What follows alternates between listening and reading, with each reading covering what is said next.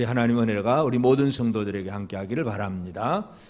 우리가 예수를 바라보는 이 소망의 삶을 생각을 할 때에 특별히 이제 15절부터 17절에 보면 어떻게 하고 어떻게 하지 말고 하면서 여기 보면 이제 에서의 이야기를 합니다. 야곱의 형 에서, 이삭의 쌍둥이 아들 형 에서의 얘기를 하면서 이 에서가 너희가 아는 바와 같이 그 후에 축복을 이어받으려고 눈물을 흘리며 구하되 버림바가 되어 회개할 기회를 얻지 못하였다. 이 에서는 회개할 기회를 잃어버린 사람이었다. 그 얘기를 합니다. 그래서 오늘 우리가 이 소망의 생활도 가만히 보면 이 소망도 기회입니다. 기회.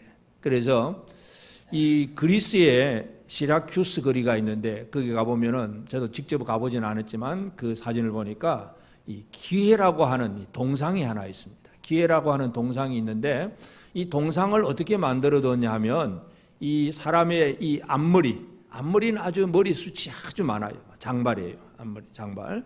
근데 뒷머리는 대머리, 머리털이 하나도 없어요. 그리고 이제 날개가 달려있고, 이 어깨에도 날개가 달려있고, 발에도 날개가 달려있고, 그런 게 하나, 동상을 하나 만들어 놓고 그 발 밑에다가 글을 써놨습니다. 나는 내 이름이 뭐냐, 이 오퍼튜니티, 이 기회라고 하는 것은 누구든지 앞에서 나를 잡으면 쉽게 잡을 수 있다. 그래서 내 머리가 긴 이유는 앞에서 나를 잡으면 쉽게 잡을 수가 있다. 그런데 뒤에서는 결코 잡을 수가 없다. 뒷머리가 없다는 얘기죠. 그리고 나는 날개가 어깨뿐만이 아니라 발에도 날개가 달려서 속히 지나간다. 그게 기회다. 그래서 그 동상을 누가 만들었는지 모르지만 하여튼 기회라고 하는 특징을 잘 묘사를 한 것 같아요. 참 우리가 성경은 아니지만 속설에 그러잖아요. 인생이 한 3번의 기회는 있다. 여러분 어때요? 그 연세 되신 분들은 그 3번의 기회를 다 잘 잡으셨어요? 기회를 잡으면 인생의 성공이고 못 잡으면 뭐 후회하고 탄식할 만한 일인데, 물론 인생의 기회가 3번인지 아닌지 그건 우리는 다 모릅니다. 하나님이 기회를 주시면 되는 건데, 근데 오늘 우리가 생각하고자 하는 것은 이 에서는 기회를 잃어버린 사람이었다는 얘기예요. 그래서 우리가 예수를 바라보는 소망도 이걸 잃어버리면 소망의 기회를 잃어버리는 사람이 됩니다. 그래서 이걸 꼭 붙들고 살아야 됩니다. 특별히 우리가 순서는 알 수가 없지만 젊은 사람보다도 연로하신 분들은 이제 살 날이 얼마 남지 않았잖아요. 진짜 기회를 잘 잡고 살았는지 여전히 기회를 잃어버리고 지금도 아무것도 모르고 살고 있는지 우리 스스로 한번 잘 돌아봐야 됩니다. 그래서 하나님이 주신 기회를 잘 잡아야 되는데 특별히 소망의 기회를 잘 붙잡고 살아야 됩니다. 그래서 기회라고 하는 것은 하나님께서 우리가 뭔가 할 수 있는 어떤 이 모든 여건을 만들어 주신 것인데, 특별히 오늘 우리가 이 히브리서 기자가 강조하는 에서를 우리가 살펴보면서 에서는 어떤 복을 받았고 어떤 기회를 받았는데 왜 그 기회를 잃어버렸는가, 오늘 우리가 이 본문을 통해서 그 부분을 한번 살펴보기를 원합니다. 에서가 받은 기회, 하나님은 에서에게 기회를 주신 거예요. 이것은 에서뿐만 아니라 저와 여러분들에게도 주신 기회이기도 합니다. 그래서 하나님은 우리에게 이 에서에게 어떤 기회를 주셨느냐, 제일 첫 번째 에서는 신앙의 가정에서 태어났다는 것. 그건 참 큰 기회죠. 아버지가 누굽니까? 가장 중요한, 가장 유명한 믿음의 조상 아브라함이 할아버지예요. 아버지는 이삭, 전부 믿음의 조상이에요. 할아버지, 아버지가 전부 믿음의 인물들이고 그 밑에 장자로 태어난 것이 바로 에서입니다. 그러니 이 에서의 삶이라고 하는 것은 얼마나 큰 좋은 환경 속에 태어났느냐, 우리가 이것을 이해할 수 있습니다. 물론 물질적이나 이런 얘기가 아니라 하나님 앞에서 영적으로 믿음이라고 하는 것, 하나님을 알 수 있는 기회를 얻을 수 있다는 것. 이 에서는 그래서 어려서부터 할아버지의 기도, 아버지의 기도, 이거 다 그냥 누리면서 산 거예요. 에서가 출생할 때에도 아브라함이 살아 있었어요. 에서와 야곱이 출생하고 나서도 적어도 15살까지는 아브라함이 사는데, 그러니 이 어려서부터 할아버지의 그 사랑, 아버지의 사랑 속에서 자라난 사람이 바로 에서입니다.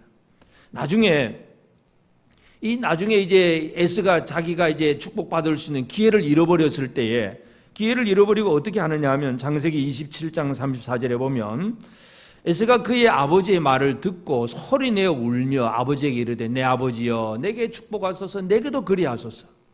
소리내어 울고 통곡을 해요. 왜냐하면 어릴 때부터 들은 게 있어요. 어릴 때부터 뭘 들었냐 하면 하나님이 우리에게 복 주시는 분이다. 하나님이 복 주신다. 그런데 에스가 그래서 아버지는 이제 에스에게 야 네가 나가서 고기를 사냥을 한 고기를 가지고 요리를 만들어 해오라. 그러면 내가 먹고 축복할게 했는데 갔다 왔는데 보니까 벌써 동생이 다 그냥 가로채버리고 없는 거예요. 해줄 게 없다는 거예요. 아버지 이삭이 에스에게 해줄 게 없다고 하니까 그때 소리내어 운다는 얘기예요.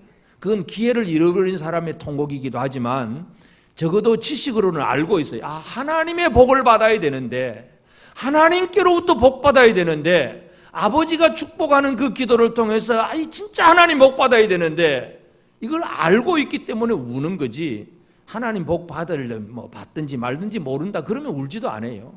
그만큼 통곡한다는 것은 어릴 때부터 하나님 아버지에 대한 그 말을 듣고 신앙의 교육을 받았기 때문에 그걸 놓쳐버린 다음에 통곡을 하는 거예요. 그래서 우리가 하나님이 에스에게 주신 기회는 믿음의 가정에 출생하고 그 가운데서 이 하나님을 알게 되는 그 신앙의 교육을 받았다는 것. 이것은 그에게 있어서 인생의 가장 큰 복된 기회라고 말할 수 있습니다. 물론 어릴 때부터 신앙의 가정에서 태어나지 않고 중간에 예수를 믿는 사람들은 이제 이런 복은 이미 못 받은 거죠. 그러나 나중에 또 이제 회개하는 복을 받았으니까 뭐 결과적으로는 마찬가지긴 하지만 하여튼 이 에서는 어릴 때부터 좋은 가정에서 태어나서 그리고 진짜 하나님을 알게 되는 그런 모든 교육을 다 받았어요. 마찬가지로 오늘 우리는 우리의 삶의 환경을 한번 잘 돌아봐야 돼요. 하나님이 우리에게 주신 기회가 어떤 기회냐? 우리는 어느 집안에서 태어나서 누구를 만나고 또 어떻게 해서 하나님을 알게 되고 그래서 지금 우리의 삶의 환경은 하나님이 우리에게 주신 기회라고 하는 것을 기억하시기를 바랍니다. 이 자리에 지금 예수를 믿고 예배 드리는 것도 하나의 기회입니다. 믿으십니까? 기회인데도 그냥 예배 드리는데도 그냥 예배 관심도 없고 그냥 잠이나 자겠다 그러면 그건 기회를 잃어버리는 사람이고 진짜 하나님 앞에서 이게 기회라고 생각을 하면 이거는 꽉 붙잡고 안 놓쳐야 되잖아요. 뒤에 붙잡으려고 아무리 애써봐야 이제 뒤에서는 그저 이 대머리 만져요. 대머리가 아무리 붙잡아야 잡아집니까? 안 만져지지. 잡을 수가 없어요. 기회는 붙잡아야 되는 것인데 하여튼 우리의 삶의 환경 그래서 에서의 그 가정 그 부모들로부터 물려받는 그 신앙 이런 것들은 에서가 누릴 수 있는 참 좋은 기회였어요. 또 한 가지 에서가 얻은 기회는 뭐냐 하면 그 중에 장자라고 하는 것 장자의 명분 이게 얼마나 큰 일인지 모릅니다. 지금도 물론 요즘은 아이들이 하나밖에 없어서 장자가 있는지 없는지 별 그런 관계도 없지만 장자가 하나밖에 없으니까 별 아들 하나 딸 하나 이런 놓는 아들 딸 안 낳으니까 모든 걸 다 물려줘도 물려줄 사람 별로 없잖아요. 그런데 그 시대에 자녀들을 많이 낳는 그 시대에 이 율법에도 보면 장자에 대한 것이 어떤 율법이 있냐 하면 신명기에 보면 그런 말씀이 있어요.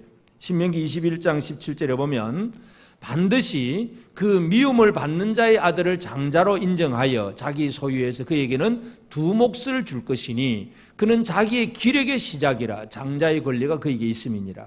이게 무슨 얘기냐 하면 어떤 사람에게 아내가 둘이 있어요. 두 아내가 있었는데 근데 이 두 아내 중에서 한 아내는 더 사랑스럽고 한 아내는 좀 덜 사랑스럽다 그 얘기예요. 그러니까 야곱도 레아와 라헬 그렇잖아요. 그리고 또 두 여종 아내가 야곱은 넷이었어요. 그런 상황 속에서 가장 사랑하는 아내의 아들이라고 그리고 이제 사랑을 좀 덜 받는 좀 미워하는 아내의 아들이 장자고 사랑하는 자의 아들은 하남이고 삼남이면 되면 그러면 사랑하는 여자의 아들이라고 장자의 몫을 주느냐 그게 아니란 얘기예요. 율법의 규정은 네가 그 미움을 받는 자의 그 아들이라고 할지라도 그건 장자면 분명히 장자의 몫을 줘야 된다. 그 장자의 몫은 뭐냐 하면 모든 다른 사람들보다 다른 자녀들보다 두 몫을 줄 것이다. 두 배를 줘라. 이게 바로 율법이에요. 그러니까 이 장자라고 하는 것은 그만큼 아버지의 모든 것을 물려받을 수 있는 그러한 명분, 그러한 위치, 당연한 그런 권리 이게 바로 장자의 권리입니다. 그러니까 에스가 받았던 복 받을 수 있는 기회 뭐예요? 이건 어느 누구도 건드릴 수 없는 거예요. 자기가 잃어버리지 않는 한 어느 누구도 건드릴 수 없는 것이 에서가 장자라고 하는 그 이름, 그 명분입니다. 그러니까 아버지도 당연히 야곱에게 축복할 생각을 하지 않고 장자인 에서에게 축복하려고 합니다. 물론 이삭은 그 이전에 두 아들이 태어날 때 하나님 주신 말씀으로 큰 자가 어린 자를 섬기리라 하는 그 말씀을 알고는 있지만 그래도 이 장자인데 장자에게 축복해야지. 이게 바로 이 아버지 이삭의 마음이었고, 그래서 이삭은 에서에게 내가 축복할 테니까 요리를 해와라, 그런 말을 했습니다. 그만큼 장자라고 하는 것은 당연히 받을 수 있는, 아버지로부터 다른 누구보다도 2배의 몫을 받을 수 있는 그러한 권리를 가진 사람이 바로 장자입니다. 그러니까 에서가 받은 기회라고 하는 것은 얼마나 복된 것이고 얼마나 좋은 것인지 모릅니다. 좋은 믿음의 가정에서 또 그 집안의 장자로서 아브라함의 장손으로서 태어났으니 모든 걸 물려받을 수 있는 최고의 위치, 최고의 그 자격이 다 갖춰진 것이 바로 에서의 삶이었습니다. 뿐만 아니라 에서가 그 개인적인 삶의 그 모습을 보면 이 야곱과 에서가 쌍둥이인데 같이 한 배에서 동시에 태어난 쌍둥이이긴 하지만 그 살아가는 삶의 기질과 능력을 보면 에서와 야곱은 차이가 참 많이 납니다. 창세기 25장 27절에 보면 그 아이들이 장성함에 에서는 익숙한 사냥꾼이었으므로 들 사람이 되었고 야곱은 조용한 사람이었으므로 장막에 거주하니. 그러니까 야곱과 에서가, 이 에서는 익숙한 사냥꾼이라고 하는 것은 그 시대에 막 이렇게 돌아다니면서 산으로 골짜기로 광야로 다니면서 짐승을 잡을 수 있는, 이건 육체적인 능력을 얘기합니다. 활발하게 능력 있게 뭔가 해낼 수 있는, 주어진 일을 잘 만들어서 해낼 수 있는 능력이 바로 이 에서의 삶이고, 야곱은 조용한 사람이었어요. 내성적이고 아주 조용한 사람은 그냥 집안에서는 장막에서 거주하고 그냥 어머니 막 도와주는 그런 정도로만 살았어요. 그러니까 선천적으로 에서는 활동력이라고 하는 그런 기회를 또 받은 거예요. 우리가 이 활동을 잘 할 수 있다는 얘기는 기본적으로 이미 건강이 전제되어야 됩니다. 건강하지 않으면 이 활동을 할 수가 없어요. 또는 어떤 육체에 힘이 없으면 활동도 안 되는 거예요. 그러니까 이 에서는 기본적으로 건강과 어떤 이 체력과 뭔가 이 활동할 수 있는 힘과 능력, 이걸 다 갖춘 사람이 바로 에서의 모습입니다. 그러니까 에서는 하나님께로부터 무엇을 받았는가 하는 것을 우리가 잘 이해할 필요가 있습니다. 그래서 우리가 사람들이, 지금도 모든 사람들이 원하는 게 뭐예요? 좋은 환경, 그리고 어떤 뭔가 이 좋은 위치와 권력과 신분, 어떤 명예, 그리고 어떤 활동할 수 있는 힘과 능력, 이런 것들은 우리 모두가 바라고 원하는 것들이고, 이거 얻으려고 애를 쓰고, 또는 우리 자녀들에게 이런 것들을 물려주려고 부모들이 애를 쓰고 있잖아요. 이 에서의 삶을 보면 세상적으로 모든 사람들이 바라고 원하는 것들은 다 가진 사람이 바로 에서였습니다. 그 에서의 삶은 진짜 남부럽지 않은, 모든 것이 완벽한 사람이 바로 에서였는데, 근데 결과적으로 어떤 삶이었느냐? 그가 회개할 기회를 잃어버렸다. 이 기회를 잃어버렸다는 것이 얼마나 큰 어려운 문제인가, 얼마나 참 힘든 일인가를 우리가 한번 생각을 해야 됩니다. 그래서 우리는, 물론 우리하고 에서하고 비교를 해보면 우리는 에서보다 훨씬 못할 수도 있습니다. 또 어떤 분은 에서보다 더 뛰어난 분도 있을 수도 있습니다만은, 하여튼 이 삶의 환경이라든지 어떤 받은 교육이라든지, 그리고 어떤 이 내가 가지고 있는 기본적인 힘과 능력이라든지, 이런 게 어디에 내놓아도 조금도 부끄러울 것이 없는 그런 사람이 바로 에서의 삶이었습니다. 그렇지만 그는 결과적으로 하나님 앞에서 버림바가 되어서 회개할 기회를 얻지 못하였다. 이 기회를 잃어버렸다는 얘기예요. 그래서 오늘 우리가 이제 이 왜 에서가 기회를 잃어버리게 되는가 하는 그런 문제, 그렇게 좋은 환경이면서 그렇게 많은 기회를 가졌으면서도 기회를 잃어버리는 이유를 우리가 살펴봐야 됩니다.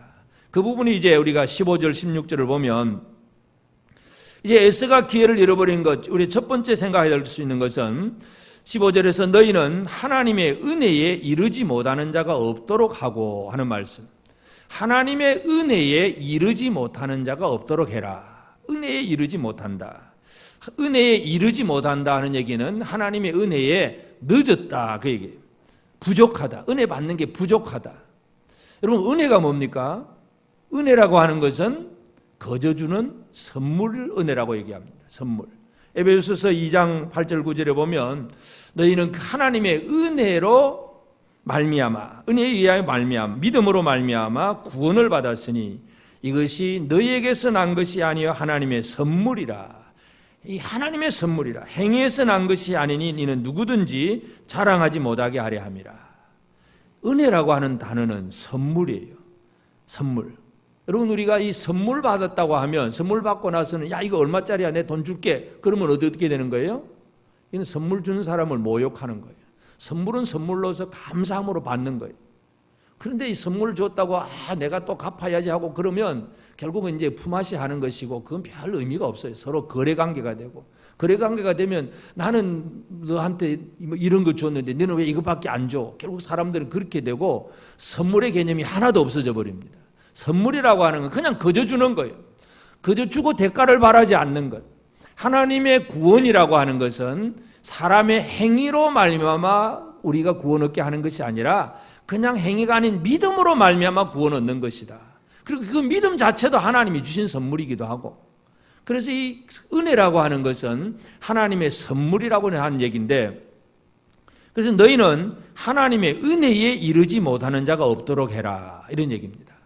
은혜에 이르지 못하는 자. 결국 그러면 에서의 삶을 다뤄보면 에서는 하나님의 은혜에 이르는 사람이었느냐 은혜에 이르지 못한 사람이었느냐 이거예요. 제일 중요한 거 그가 얼마나 어떤 조건을 갖추고 뭔가 많이 가졌느냐 이게 아니라 하나님의 은혜에 이르렀냐 은혜에 이르지 못했느냐 그겁니다. 여러분은 어떻습니까? 하나님의 은혜에 이르는 사람들입니까? 아멘은 하시는 분은 아멘이 되고 안 하시는 분은 아직도 그게 잘 이해가 안 되시는 겁니다. 은혜에 이르렀습니까? 아직도 은혜하고는 좀 상관없이 사십니까? 은혜에 이르렀습니까? 은혜는 말씀드렸잖아요. 거저 주는 선물이라고. 뭔가 우리가 열심히 애를 써서 얻어야 될 것 같으면 조건이라든지 뭐 체력이나 뭐 재력이나 이런 게 많은 것들이 이제 좋으면 되고 안 좋으면 안 되고 그렇게 되잖아요. 근데 은혜라고 하는 것은 거저 주시는 하나님의 선물인데 이 은혜에 이르지 못하면 어떻게 되느냐? 이르지 않는 사람들, 하나님의 은혜에 이르지 못하는 사람들이 바로 에서와 같은 삶이에요. 그러니까 이 인간적인 장점이 인간적인 자기의 어떤 이 좋은 점들이 오히려 하나님의 은혜에 이르지 못하는 그런 단점으로 변화될 수가 있습니다. 왜냐하면 에서는 활동력이 있고 자기 힘으로 무엇든지 할 수 있다고 생각합니다. 자, 할아버지가 아브라함이었어요. 아버지가 이삭이었어요. 그리고 그 안에서 하나님을 믿고 섬기는 그 어떤 신앙의 교육도 받았어요. 자기는 또 장자예요. 동생이 따라 나오긴 했지만은 발꿈치 붙잡고 나왔으니까 저는 내 발꿈치 밑이라고 생각하고 나는 그래도 장자고 마음껏 사냥하고 활동하고 세상 속에서 아무것도 꿀릴 것이 없는 것이 바로 에서의 삶이었어요. 이것이 결국은 하나님의 은혜에 이르는 데 있어서는 단점이 되어버렸어요. 그것이 결코 단점은 아니지만 에서의 삶은 단점이 되어버린 것입니다. 그래서 내 힘으로 뭔가를 이룰 수 있다고 생각하고 내 능력으로 뭔가 할 수 있다고 생각하고 하나님의 은혜를 바라보지 못하는 사람들, 이게 바로 결국은 은혜에 이르지 못하는 사람들입니다. 이 땅에는 하나님의 은혜에 이르지 못하는 사람들이 꽤 있습니다. 예수님께서 유대인들을 향해서 바리새인들을 향해서 계속 책망을 하잖아요. 왜 책망을 하십니까? 바리새인들처럼 얼마나 착하고 성실하게 사는 사람이 없어요. 누가복음 18장에 그 바리새인의 기도가 어떻습니까? 일에 2번 금식하지요. 11조 꼬박꼬박 제대로 하지요. 철저하게 얼마나 열심히 사는지 몰라. 그런데 예수님이 왜 바리새인들을 향하여 화 있을진저 그렇게 얘기하십니까? 이건 뭐냐 하면 율법을 내가 지킴으로 스스로 의로워지겠다고 하는 거예요. 내 힘으로 잘 살고 내 힘으로 거룩해지고 내 힘으로 의로워지겠다고 생각할 때에 그건 하나님의 은혜에 이르지 못하는 사람입니다. 그저 나는 죄인입니다. 나는 부족한 죄인이고 나는 아무것도 할 수가 없는데 주의 은혜로만 내가 사는 사람입니다.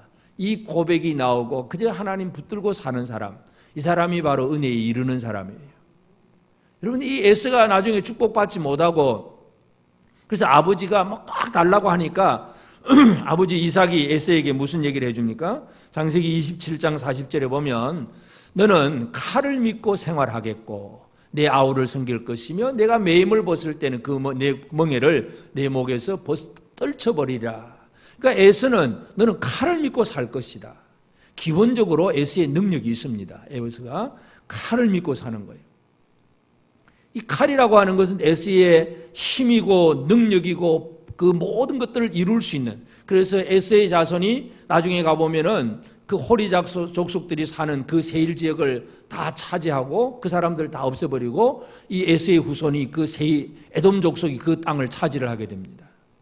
그렇지만 칼을 믿고 전쟁을 하고 정복을 하고 나가지만 여기서 중요한 것은 뭡니까? 야곱이 받았던 건 뭐예요? 하나님의 은혜로 주시는 걸 못 받은 거예요. 내 힘으로 정복은 했는데 하나님이 은혜로 주신 것을 받지 못하는 거예요. 이게 은혜에 이르지 못한 사람들이에요. 그래서 세상에는 부자도 있고 강한 사람도 많이 있습니다. 그런 사람들이 사람의 어떤 기회와 사람들의 어떤 지식과 능력을 가지고 큰 걸 이루은 것 같지만 하나님의 은혜가 아닌 인간의 노력으로 만들어낸 것이라면 별 의미가 없는 것들입니다. 자기 그냥 좀 드러내고 봐라 하고 좀 교만해지다가 그렇게 망하는 거예요. 그래서 에서의 삶이 왜 이 회개할 기회를 잃어버리게 되느냐? 이 하나님의 은혜에 이르지 못했기 때문에 그렇습니다.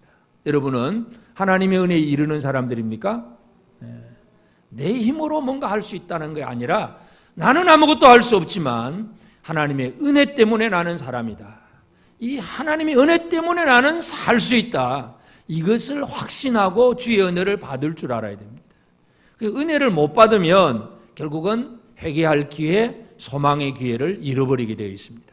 그 다음에는 두 번째 보면 또 쓴뿌리가 나서 괴롭게 하여 많은 사람이 이로 말미암아 더럽게 되지 않게 하며 그랬습니다. 더럽게 된다. 더러운 사람. 더럽게 되면 이 회개할 기회를 잃어버리게 됩니다. 그럼 더럽다는 게 뭐냐? 지난주에도 더러운 것에 대해 깨끗하고 더러움에 대해서 잠깐 말씀드렸지만 여기 보면 쓴뿌리가 나서 괴롭게 하여 많은 사람이 이로 말미암아 더럽게 된다. 쓴뿌리가 나면 사람이 더러워진다. 그럼 쓴뿌리가 뭔가를 잘 이해를 해야 되는데 신명기 29장 18절 19절에 보면 너희 중에 남자나 여자나 가족이나 집하나 오늘 그 마음이 우리 하나님 여호와를 떠나서 그 모든 민족의 신들에게 가서 섬길까 염려하며 독초와 쑥의 뿌리가 너희 중에 생겨서 이 저주의 말을 듣고도 심중에 스스로 복을 빌어 이르기를 내가 내 마음이 완악하여 젖은 것과 마른 것이 멸망할지라도 내게는 평안이 있으리라 할까 함이라. 신명기에서 왜 이 말씀을 하냐 하면 그 앞에 있는 말씀들이 하나님을 떠나서 우상 숭배하거나 뭔가 이 죄를 지으면 너희는 망할 것이다. 이게 이 저주의 말씀을 이 신명기의 설교를 쭉 했어요. 그런데 이 마음에 이 독초, 쓴뿌리, 이 독초와 쓴뿌리가 마음에 딱 자리 잡으면 어떻게 되느냐 하면 하나님의 말씀이 아무리 그래도 나는 괜찮다. 나는 내 모든 것이 다 젖은 것 마른 것이 멸망할지라도 내게는 평안이 있으리라. 이게 왜 그렇습니까? 결국은 독초 쓴뿌리가 그 사람의 마음에 자리 잡아서 뭔가 다른 것이 자라는 거예요. 말씀이 자라나야 되는데 이 가라지가 자라는 거야. 사탄이 심어놓은 가라지. 사탄이 심어놓은 가라지가 들어와서 막 자라면 알곡이 손해를 받잖아요. 알곡이 상처를 당합니다. 그래서 예수님께서 하여튼 이 가라지가 어디서 생겼습니까? 그거는 마귀, 원수 마귀가 심어놓은 거다. 그렇게 말씀을 해주셨는데 하여튼 이 쓴뿌리는 우리 안에 들어와서 하나님의 말씀을 제대로 먹지 못하게 합니다. 그래서 말씀이 아니라 다른 것을 믿게 합니다. 다른 걸 믿게 하는 거예요. 이게 결국 사탄이, 뱀이 하와에게 와가지고 야 이거 선악을 알게 하는 실과에 따먹으면 너희 눈이 밝아져서 하나님처럼 될 거야. 그 말을 믿는 거예요. 그 말을 믿었다는 것이 바로 하와의 마음속에 쓴뿌리가 생겼다는 겁니다. 쓴뿌리는 바로 우리의 마음속에 뭔가 이 악하고 더러운 것들이 자라나는 그 기초가 되는 것이 바로 쓴뿌리입니다. 그래서 히브리서 기자가 또 쓴뿌리가 나서 괴롭게 하여 많은 사람이 이로 말미암아 더럽게 되지 않게 해라. 결국 더러워진다는 얘기는 말씀이 우리 안에, 우리를 거룩하게 하는 말씀이 우리 안에 들어오지 않고 사탄의 생각들, 마귀의 생각들이 우리 안에 자리 잡아서 그런 생각을 하고 그렇게 살아가면 이 사람이 더러운 사람입니다. 여러분은 깨끗하십니까? 더럽습니까? 사탄의 생각에 의해서 막 움직입니까? 사탄이 집어넣어주는 그 생각 속에서 움직여지면 우리 속에 있는 쓴뿌리가 나가서 더러운 거고, 근데 하나님의 말씀, 성령이 깨닫게 하고 그 말씀에 의해서 움직이면 깨끗한 사람입니다. 그래서 이 왜 소망의 기회를 잃어버리고 이 회개할 기회를 잃어버렸느냐? 에서의 마음속에는 뭐가 생겼겠습니까? 하나님의 은혜, 하나님의 어떤 말씀, 여기보다는 자기의 생각이 더 앞섰다. 내 힘으로 뭔가 할 수 있다는 것. 이런 생각이 결국은 이 쓴뿌리가 나고, 그래서 배고프니까 사냥하다가 배가 고픈데 돌아와 보니까 동생이 팥죽을 쓰고 있습니다. 야, 그 팥죽 한 그릇 달라. 안 된잖아. 돈 내라는데 돈은 없고 장자의 명분 팔아라. 그래, 내 지금 배고파 죽겠는데 뭐 장자의 명분, 이거 명분이란 것 뭐 만져지는 것도 아니고 보이는 것도 아니고, 그래 네가 네 형님 해라. 네가 형님 해라 하는 그 순간, 그 장자의 명분을 소홀히 여기는 그 순간, 그것은 바로 하나님의 의도, 하나님의 마음을 읽어내지 못한 거예요. 그게 바로 그 속에 있는 쓴뿌리예요. 그러니까 그 쓴뿌리 때문에 장자의 명분을 아주 소홀히 취급을 해버린 겁니다. 오늘 우리가 하나님의 아들이라고 하는 이 이름의 명분을 얼마나 소중하게 생각하고 있는지 한번 살펴봐야 됩니다. 나는 하나님의 아들이다. 이 하나님의 아들 됨에 대해서 이것의 가치를 알고 이것을 참 소중히 여길 줄 알아야 됩니다. 이걸 잃어버렸어요. 쓴뿌리가 되면 더러움이 생깁니다. 그리고 이제 그 16절에서는 음행하는 자와 혹 한 그릇 식물을 음식을 위하여 장자의 명분을 판 에서와 같이 망령된 자가 없도록 살피라. 이게 이제 망령되었다, 그렇게 표현합니다. 망령된 자, 은혜 못 받은 사람, 더러운 사람, 망령된 사람, 이런 사람이 바로 기회를 잃어버리는 사람이 됩니다. 이 망령되었다는 게 왜 망령되었다는 거냐 하면, 첫째는 음행하는 자. 음행이라고 하는 것은 고린도전서 6장 18절에 보면 음행을 피하라. 사람이 범하는 죄마다 몸 밖에 있거니와 음행하는 자는 자기 몸의 죄를 범하느니라. 자기 몸의 죄를 범하는 것이 음행이라 그랬어요. 이 하나님께서 우리에게 주신 것, 우리 육체와 우리 영혼, 이 영혼 육은 하나님이 우리에게 주신 가장 귀한 선물이에요. 근데 음행의 죄는 뭐냐 하면 이 육체에다가 자기 스스로 죄 짓는 거예요. 그 뭐냐 하면 자기 육체를 가치 있게 생각하지 않는 것, 그냥 순간적인 쾌락을 위해서, 그냥 즐거움을 위해서, 정욕을 위해서 살고 자기 몸을 버리는 거예요. 이 몸뚱어리를 귀하게 생각을 안 해. 이 요즘 청년들이 이 몸뚱어리를 귀하게 생각을 안 해. 그래서 진짜 결혼 전에 참 순교를 지키면서 사랑하는 사람과 결혼을 하고, 그래서 자기 몸을 진짜 사랑하는 배우자와 함께 섞는, 이게 하나님의 복인데도 그냥 한번 결혼식도 하기도 전에 한번 해보고, 또 마음 맞으면 결혼하고 안 맞으면 안 하고, 이 몸뚱어리를 함부로 그냥 버리는 사람들이 세상에 너무나 많습니다. 이게 바로 자기를 귀하게 생각하지 않는 가장 어리석은 망령된 사람들 얘기예요. 이 영을 소중하게 생각하지 않으면 음식 한 그릇 때문에 이 영적인 것, 장자의 명분, 이거 소홀히 생각하고, 그러니까 육체도 소홀히 생각하고 또 장자의 명분이라고 하는 이 영적인 하나님이 주신 가치도 소홀히 생각을 하고, 이게 바로 망령된 사람이에요. 이게 망령되면 결국은 소망의 기회, 회개할 기회를 잃어버리게 됩니다. 우리는 우리 자신이 하나님 앞에 받은 것, 이 몸뚱어리, 육체, 우리 영혼, 이게 얼마나 소중한가를 생각해야 됩니다. 이걸 잘 지키고 보존해 나가는 것은 우리의 사명이기도 합니다. 망령되지 않기를 바랍니다. 이 하나님 주신 이 육체와 이 모든 내 영의 소중함을 알고 이 가치를 알고 이걸 지켜나가야 돼요. 그래서 그래야만 이 기회를 잃어버리지 않게 됩니다. 그래서 이제 우리가 이 기회를 잃어버리지 않도록 은혜를 받을 줄 알아야 됩니다. 하나님의 은혜를 받자 하는 게 이 12장에서 은혜 이루지 못하는 자가 없도록 하라 해놓고 쭉 내려가서 28절에 보면, 그러므로 우리가 흔들리지 않는 나라를 받았은즉 은혜를 받자, 은혜를 받자. 이 은혜를 받자. 이게 히브리서 기자가 강조하는 내용이에요. 은혜 좀 받아야 돼요. 은혜를 좀 받으시길 바랍니다. 은혜 받자 그러면 또 아이고 오늘 목사님 설교 참 은혜로웠습니다. 이게 은혜 받자 소리 아니에요. 뭐예요? 은혜 받자는 얘기는 내 힘으로는 살 수 없습니다. 오직 주의 은혜로만 내가 삽니다. 예수 그리스도 십자가로만 내가 살아난 사람입니다. 그것을 믿음으로 받아들이는 것이 은혜 받는 사람입니다. 여러분 은혜를 받으시기를 바랍니다. 은혜를 받자 이로 말미암아 경건함과 두려움으로 하나님을 기쁘시게 섬길지니. 그러니까 은혜 받은 사람의 특징은 뭐냐 하면 이제 경건함과 두려움으로, 이 은혜를 잃어버릴까 두려움으로 하나님 기쁘게 섬기는 거예요. 은혜 받은 사람은 은혜 주신 분을 기쁘게 섬기는 겁니다. 은혜를 안 받은 사람은 내 힘으로 뭔가 이루었기 때문에 하나님을 기쁘게 섬길 이유가 없습니다. 그러나 은혜 받은 사람은 은혜 주신 그분을 기쁘게 하는 거예요. 사도 바울이 자기가 받은 은혜를 아는데 로마서 12장 3절에 보면 내게 주신 은혜로 말미암아, 바울은 내게 주신 은혜로 말미암아 너희 각 사람에게 말하노니 마땅히 생각할 그 이상의 생각을 품지 말고 오직 하나님께서 각 사람에게 나눠주신 믿음의 분량대로 지혜롭게 생각해라. 하나님이 각 사람에게 은혜를 다 나눠주셨어요. 그래서 사도 바울은 내게 주신 은혜라고 분명히 얘기를 합니다. 우리가 다른 사람들에게 하나님은 나에게 이러이러한 은혜를 주셨다는 거, 이걸 분명히 이야기할 수 있어야 됩니다. 옆 사람에게 그 얘기를 할 수 있을까요? 나는 하나님의 어떤 은혜를 받은 사람입니다. 한번 해봅시다. 옆 사람에게 나는 하나님 앞에 이러이러한 은혜 받았습니다. 하나님 앞에 받은 은혜, 이 은혜를 알아야 얘기를 합니다. 하나님은 내게 어떤 은혜를 주셨나? 내게 주신 은혜를 알면 은혜 주신 그분을 기뻐하고 감사하고 섬기고 최선을 다해서 뭔가 그를 높이려고 애를 쓰게 되어 있습니다.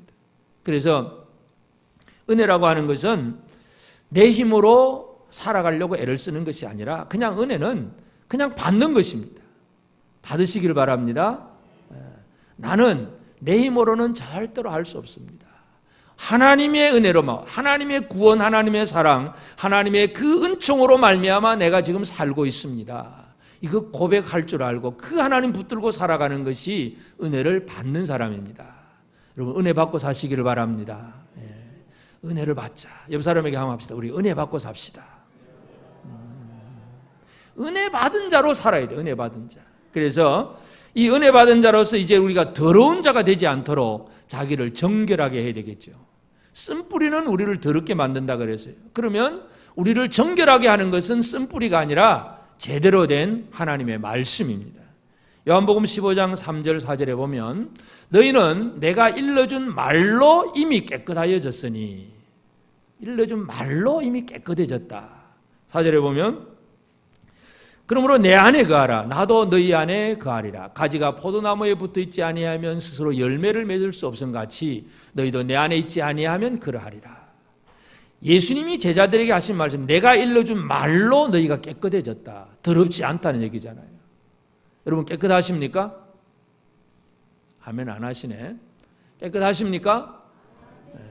어떻게 깨끗해졌어요? 오늘 세수했기 때문에?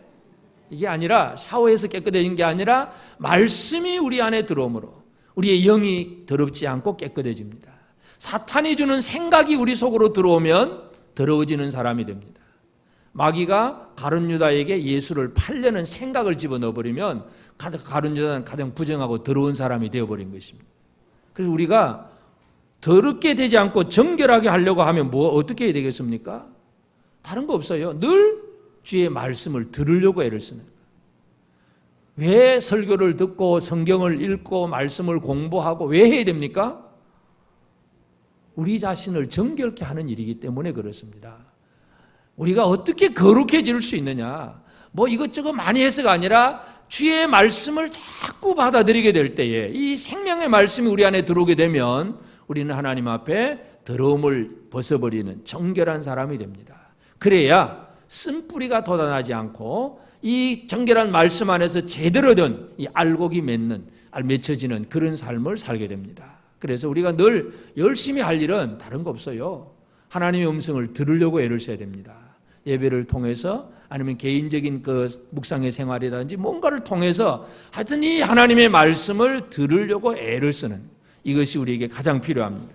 그리고 에스가 그와 같이 이 장자의 명분을 소홀히 여기고 한 그릇 식물을 차지하려고 애를 썼던 그런 것은 결국은 뭐가 문제냐 하면 가장 가치 있는 것이 뭔가를 모르기 때문에 그렇습니다. 이 가치관의 문제인데 우리의 삶에 최고의 가치를 가진 것이 뭘까? 오늘 우리가 이거 한번 생각을 해야 됩니다. 여러분은 최고의 가치가 뭐예요? 뭐가 최고의 가치입니까? 많은 사람들은 이 세상에서 가장 쉽게 그냥 돈 아니면 세상의 권력 그리고 아니면 좀 이제 자기 자녀들 아니면 건강 뭐 여러 가지 많은 것들을 얘기를 할 수 있습니다. 그런데 그 에스가 받았던 모든 것들을 바라보면 이거는 세상 사람들이 지금도 에스가 누렸던 그거 얻으려고 애를 쓰고 있잖아요. 좋은 신앙의 환경에서 또 축복받을 수 있는 어떤 장자의 명분 그리고 어떤 이 인간적인 활동력과 힘 뭔가 이게 전부 사람들이 구하고 바라는 게 그거예요. 그런데 왜 에스는 하나님 앞에 회개할 기회를 잃어버립니까? 결국은 더 소중한 걸 몰랐다는 얘기죠. 더 소중한 거.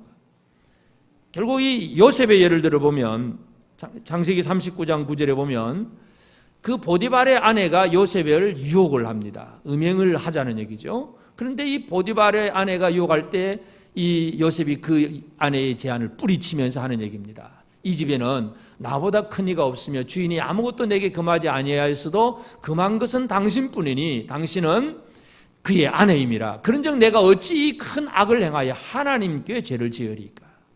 결국 요셉이 가장 가치 있게 생각한 건 뭐예요? 하나님 앞에 바른 삶. 나는 하나님 앞에 바르게 살아야 되겠다 이거예요. 순간적으로 음행, 여자가 유혹을 하는데 슬쩍 넘어가주면은 뭐 그렇게 넘어갈 수 있잖아요. 조금만 마음만 주면 쉽게 넘어갈 수 있어요. 그러나 요셉은 진짜 소중한 게 뭐냐? 내가 이 땅에서 순간적인 쾌락을 즐기는 것이 아니라 하나님 앞에 바로 살아야 되겠다. 이게 가장 가치 있는 거예요. 다른 건 다 잃어버려도 그것 때문에 그냥 억울하게 감옥에서 2년 동안 썼기도 하지만 그래도 하나님 앞에 바로 살아야 되겠다. 우리는 이 가치관을 잃어버린 사람들이 꽤 있습니다. 그래서 왜 막 힘들어하고 주저하고 낙심하고 하는 많은 사람들이 얘기를 들어보면 뭐 결국 나오는 얘기가 대해답이 뭐냐 하면 결국 사람과의 관계 속에서 누군가 나에게 서운하게 했다, 내가 실망했다, 내가 힘들었다, 내가 어려웠다. 결국 뭐 그런 얘기만 하지 하나님 앞에 내가 바르게 산다는 이 가치관을 잃어버리고 그래서 그 사람이 내게 잘해주면 나도 잘할 건데 그냥 인간관계 속에서 그냥 그런 얘기만 하고 있어요. 여러분 어떻게 사십니까? 잃어버려서는 안 되는 것을 결코 잃어버리지 않게 되길 바랍니다. 잃어버려도 되는 것을 잃지 않으려고 애쓰지 말고 잃어버려서는 안 되는 것을 지키기 위해서 애를 쓰는 그런 우리 삶이 되어져야 됩니다.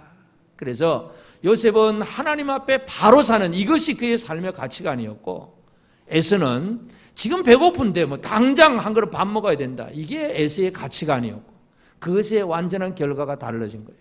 그래서 이 소망의 기회 누가 잃어버리게 되느냐? 잃어버리는 사람 하나님의 은혜를 모르면 은혜 받을 줄 모르면 그리고 그 마음속에 쓴뿌리가 남아있으면 그리고 이 가치관이 잘못되어서 이 진짜 하나님 신 소중한 것보다도 당장 눈앞에 해결해야 될 배고픔의 문제 이 가난한 문제, 질병의 문제, 이 육체의 문제에 그냥 매여 살면 결국은 소망의 기회를 잃어버리게 되어 있습니다. 여러분 소망은 기회입니다. 잃어버리지 않게 되기를 바랍니다. 우리 연로하신 분들은 속으로 그런 생각 안 하세요? 내가 한 살이라도 젊었으면 좀 더 할 수 있는데 여러분 그는 뭐 여러분의 마음대로 생각하셔도 되지만 지금 이 순간에도 붙들고 살아야 될 기회가 있습니다. 소망의 기회를 결코 잃어버리지 않게 되기를 바랍니다. 나는 예수를 바라봐야 될 사람이다. 나는 예수를 바라봐야 될 사람이다. 이 기회는 지금 붙들어야 되지 내일 붙드는 게 아닙니다. 뭔가 이 은혜 받지 못하고 쓴뿌리가 있고 다르게 되면 이 기회도 지금 또 넘어가 버려요. 또 한 주일 그냥 지나가고 또 다음 주에 와서 예배드리고 또 넘어가고 그리고 마지막에는 아이고 아무것도 없다 그러고 통곡하게 되고 기회를 잃어버린 사람은 그런 모습입니다. 오늘 우리는 하나님이 주신 소망의 기회가 무엇인가를 알고 그 기회는 한번 지나가면 끝나는 것이기 때문에 지금 붙들지 않으면 소용이 없습니다. 그래서 기회를 잘 붙들 수 있으려면 은혜에 이르지 못하는 자 없는가 잘 살펴라. 쓴뿌리가 나서 더럽게 되지 않을까 주의해라. 그리고 한 그릇 식물을 위해서, 한 그릇 음식을 위해서 장자의 명분을 소중히 여기는 그 망령된 자가 되지 않도록 주의해라. 이 히브리서 기자가 강조한 이 말씀을 기억하시면서 우리에게 주신 이 소망의 기회를 결코 잃어버리지 않는 지혜로운 삶을 우리 모두가 꼭 살게 되기를 바랍니다. 아멘.